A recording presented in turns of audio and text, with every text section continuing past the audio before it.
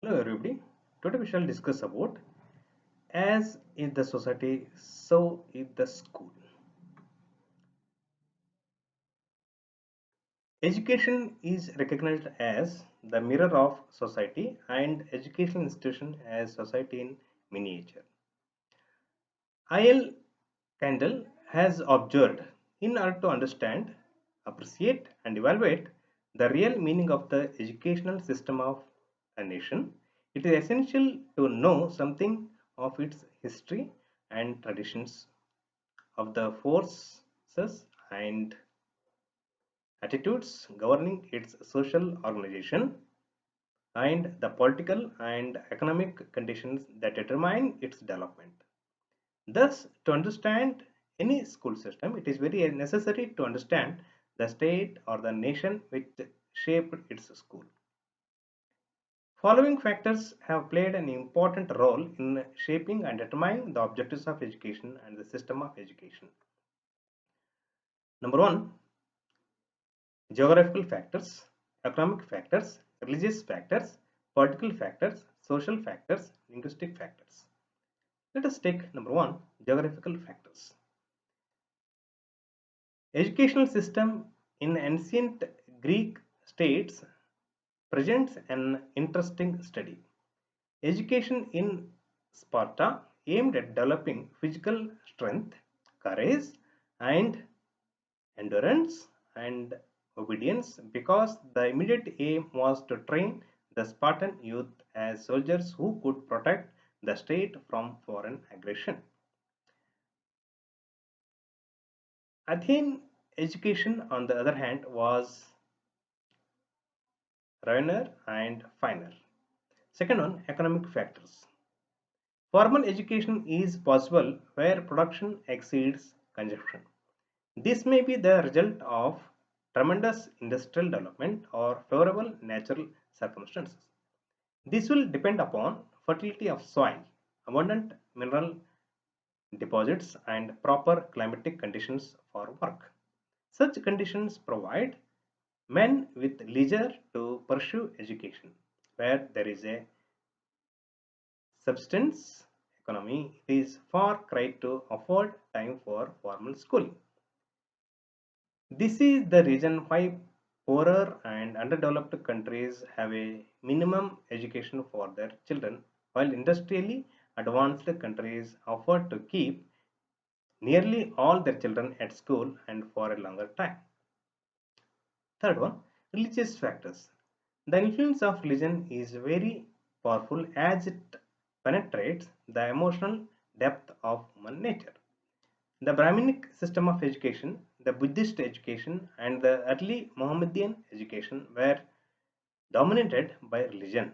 Similarly, in Europe, the Protestant countries were wedded to the education of the masses and the Catholic countries to the education of the classes.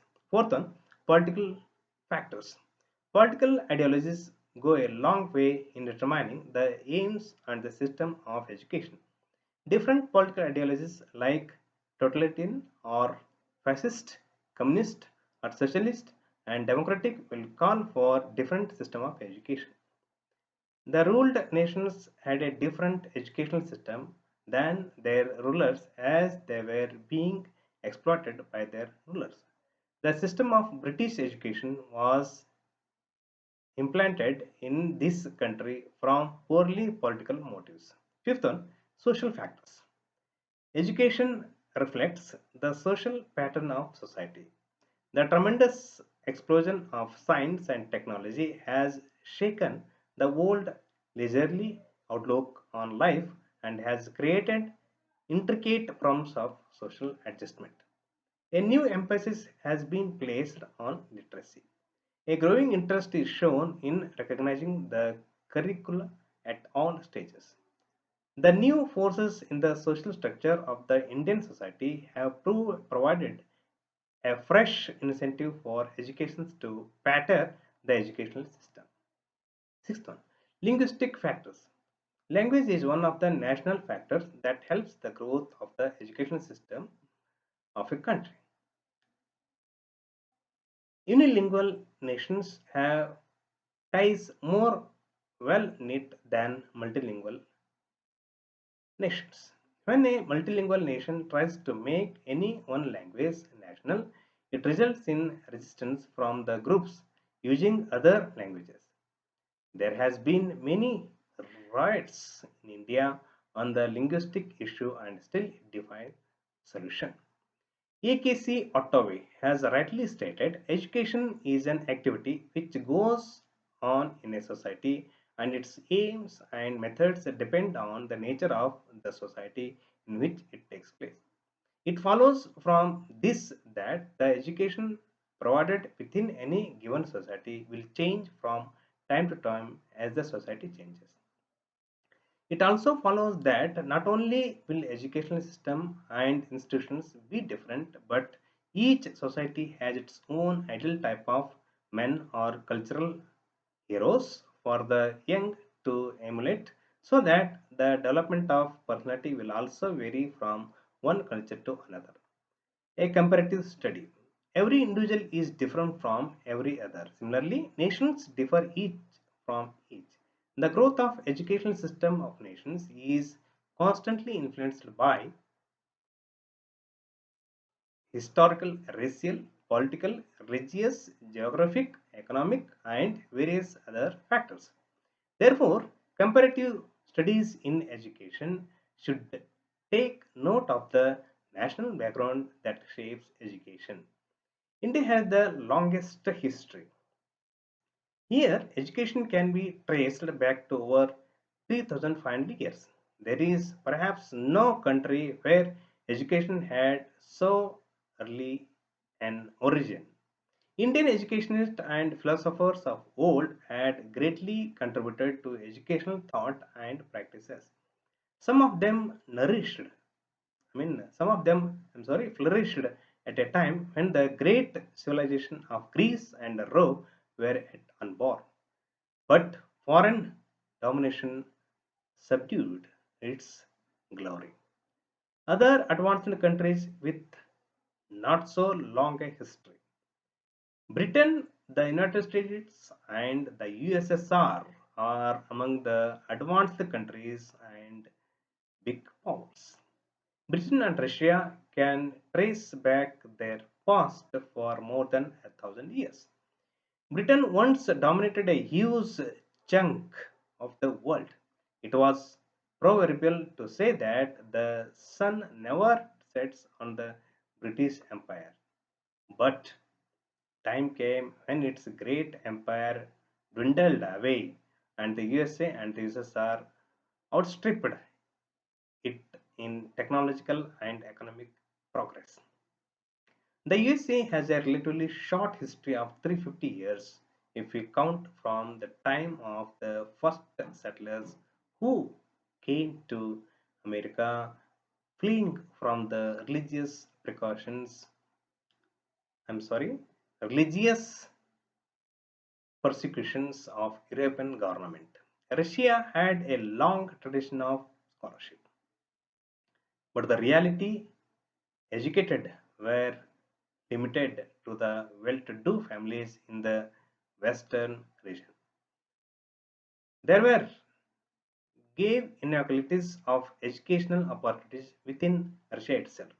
The 1917 October Revolution opened up an era of popular education and the communist pattern of life totally changed the scene. Ancient Indian education.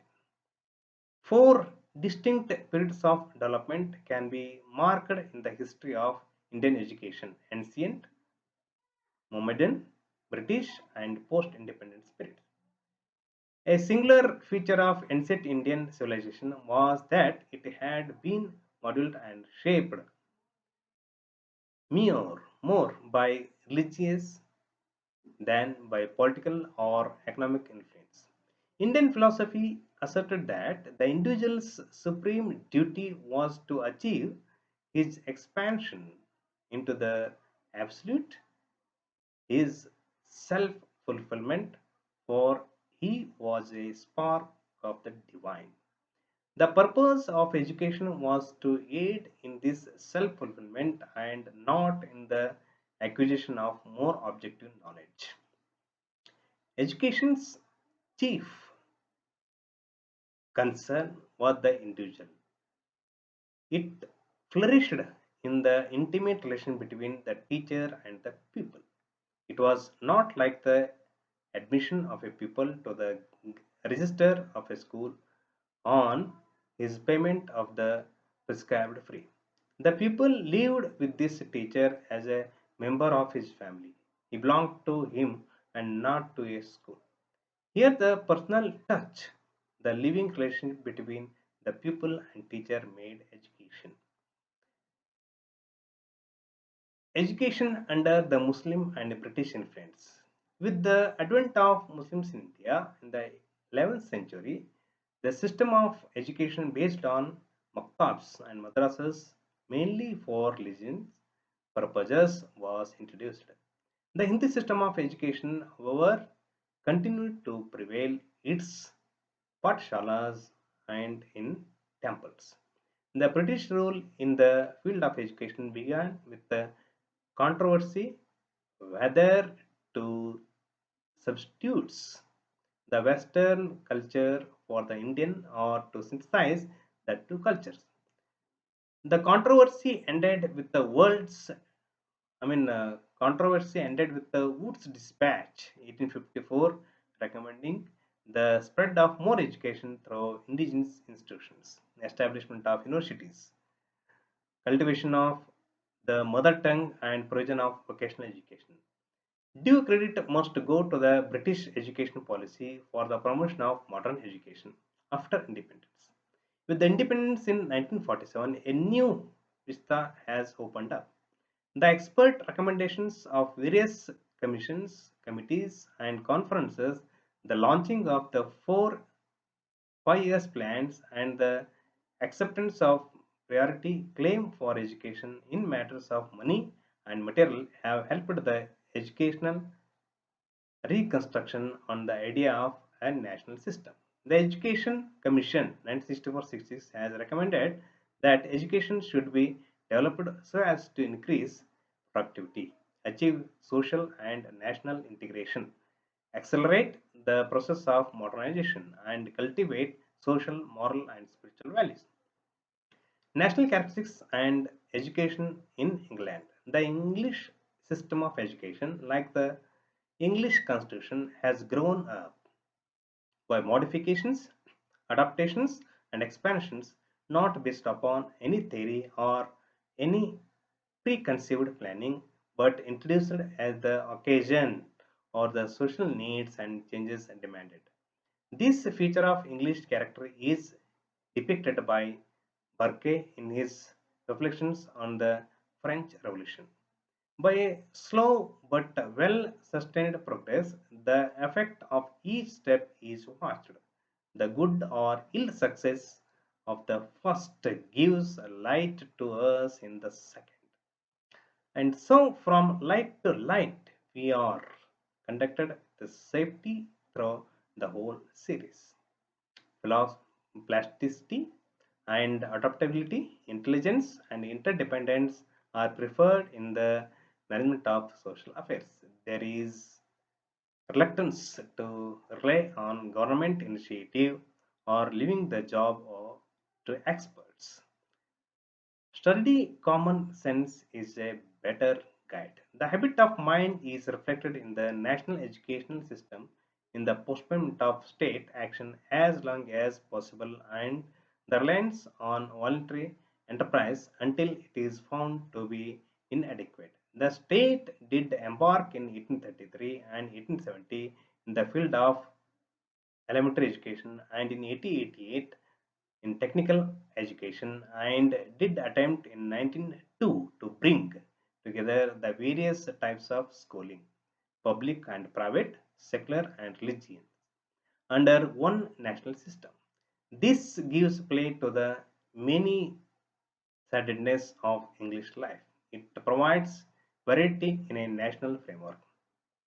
There is no doubt a central authority in education, but it mostly advises, stimulates, and encourages rather than prescribes. And dominates. The local educational authorities highlight the English preference for the amateurs instead of the experts, for variety instead of rigidity, and for local initiative and independence instead of central control and education. National characteristics and education in the USA. Fleeing from the religious and political persecution of the European governments, the first settlers of America found themselves thrown upon their own resources in relative isolation of their small settlements. It developed attitudes of independence and self reliance. After some time came millions or immigrants escaping from the economic misery of Europe. They were inspired by the tales of unlimited opportunities in America and the desire of getting rich in the shortest possible time. All these strengthened the idea of a revolt against Europe and the birth of a new and independent nation. The constantly moving frontier to the west and the tremendous opportunities afforded by the undeveloped country resulted in a restless, nervous angry, in buoyancy and optimism, and in emphasis on the immediately practical and on the faith that no idea or ideal is worth anything unless it can be made or to work. It developed the conviction that tomorrow must be better than today, that the worship of tradition means stagnation, that every change and every innovation spells progress. Out of the same, out of the same frontier conditions developed the belief in individualism and democracy and the ideals of local cooperation and social usefulness. These national characteristics emerging out of the historical circumstances have greatly influenced the educational philosophies and practices of the United States. As early as 1642 and 1647, Massachusetts Bay Colony passed laws requiring each town to provide schools and pay for these schools out of town funds. By the middle of the 19th century, public school was generally accepted as a school established by the public, supported chiefly or entirely by the public, controlled by the public, and acceptable to the public upon terms of equality without special change for tuition. The democratic system of education was built on the principle of equality of opportunity. From the beginning of the American Constitution, education was excluded from the purview of the federal authority. Each state built its own education system, though they relegated most of the educational obligations to the local authorities.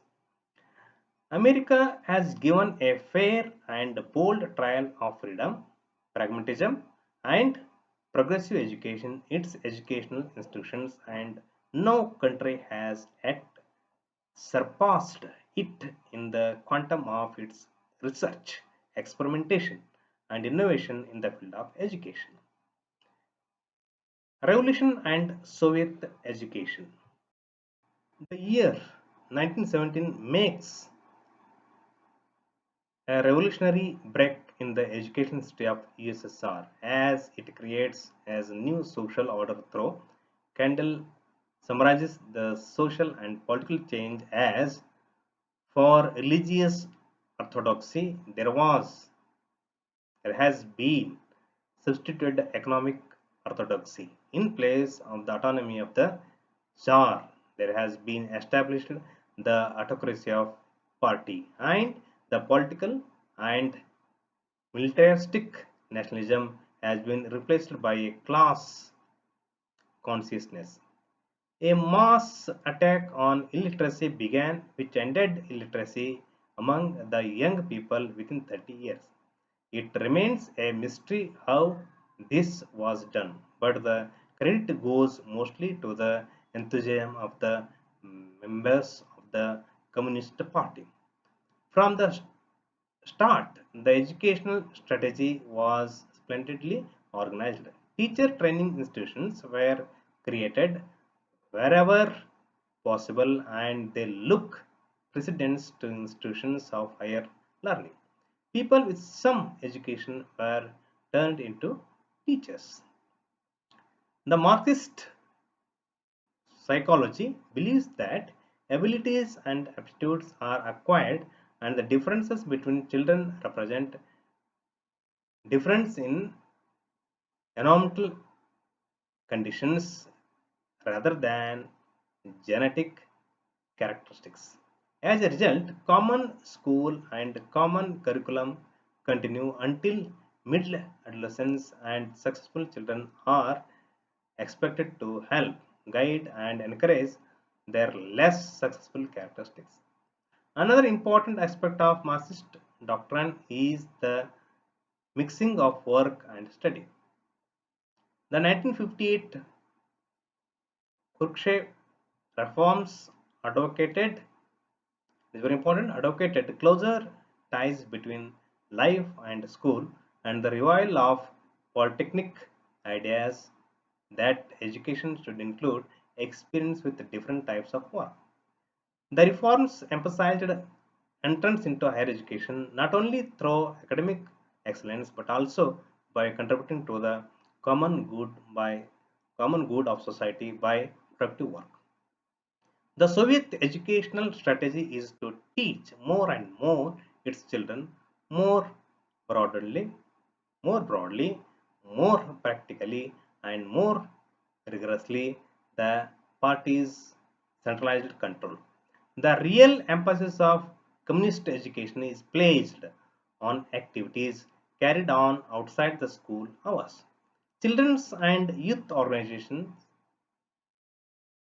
Octobrists, pioneers, and Kosnomol participate in all political activities and help in manual work.